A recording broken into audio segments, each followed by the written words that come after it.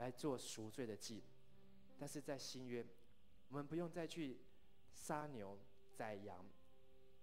流鸽子的血，流祭物的血来赎我们的罪，而是耶稣他已经一次就完全，并且让我们能够得着洁净。神要我们的就是恢复与人之间的关系，与神之间的关系，还有与神与自己的关系。所以我们要衷心的依靠神的恩典，去反复练习这些步骤。今天有4个方法，透过认罪，透过自我省察，透过悔改，透过个人的改变。特别在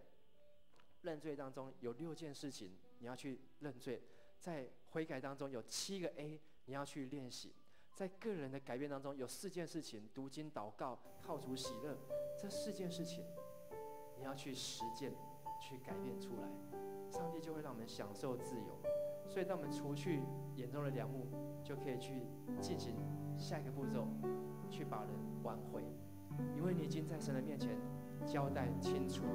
你已经在神的面前交代 OK 了，你再也不会被罪所捆绑所拘禁，你就可以开始去帮助别人，去挽回别人。